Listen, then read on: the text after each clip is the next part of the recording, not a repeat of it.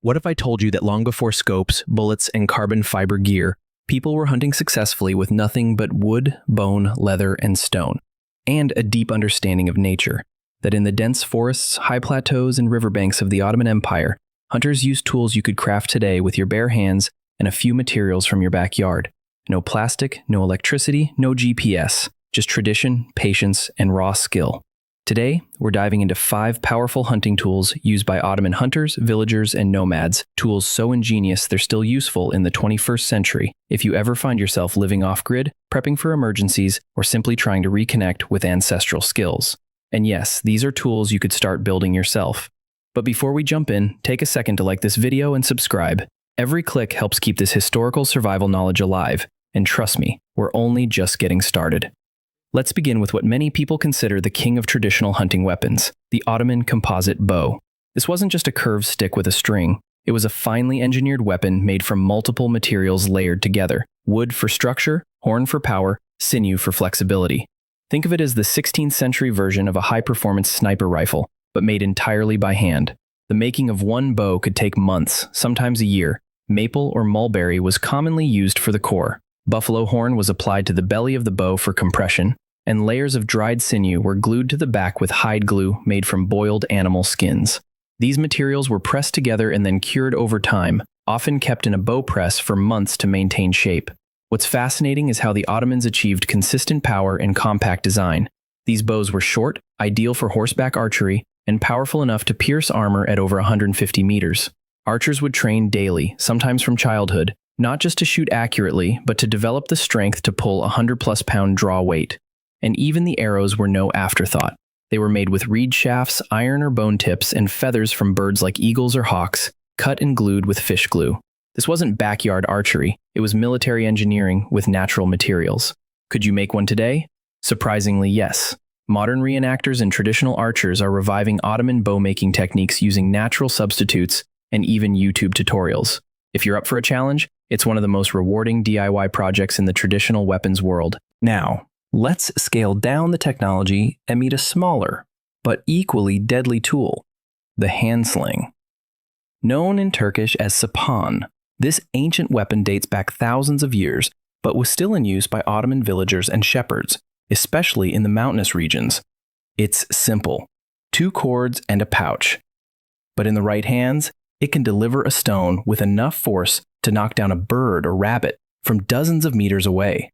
Ottoman slings were made using braided wool, leather, or even linen.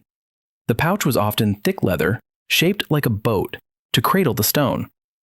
Hunters carried them wrapped around their wrists or tucked into belts. Children learned how to use them by throwing stones into tree trunks.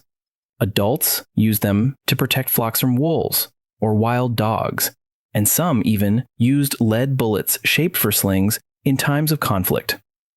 Accuracy with a sling isn't about technology, it's about rhythm, muscle memory, and geometry. Practicing in a wide open field, you start to learn how each spin affects the release angle.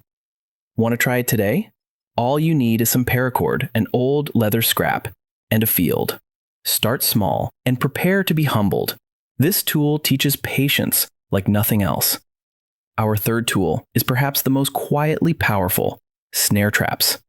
The Ottomans, particularly rural communities and nomadic tribes, were experts in passive hunting. They knew that catching small game without using energy was key to survival in the winter or on long journeys. One of the most common designs was the spring snare, a bent sapling tied with natural fiber cord, set to release when the trigger mechanism was disturbed. Here's how it worked. You'd find a young tree with bendy but strong branches, like hazel or willow. You'd bend it down, tie a noose at the end, and anchor the trigger stick in a way that a passing rabbit or bird would trip it. Once disturbed, the branch would spring up, tightening the noose around the animal's leg or neck. The beauty of this trap is that it worked while you were sleeping or gathering wood. Multiple traps could be set along animal paths. No bullets, no noise, just observation and strategy. Modern trappers still use this concept. Even prepping communities teach snare building as a basic skill. Try it in a safe, legal environment. You'll learn more about animal behavior in one afternoon than in hours of reading. Fourth on our list is one you've probably never heard of: weighted throwing cords, or Ottoman bolas. These were inspired by Central Asian and nomadic Turkic designs. Picture 2 or 3 stones wrapped in cloth, tied to cords, and spun overhead before release. When thrown, they tangle around the legs or wings of birds and small game. Hunters would practice their throw to control spread and rotation. These weren't random tosses. They were calculated, rhythmic movements honed over time. The materials were simple: stones, rawhide, wool thread, or even horsehair cords. For birds in flight or hares on the run, a well-thrown bola could mean the difference between an empty stomach and dinner.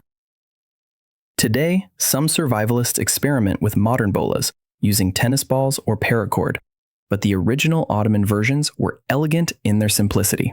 You can replicate one at home and test your coordination and timing in a safe area.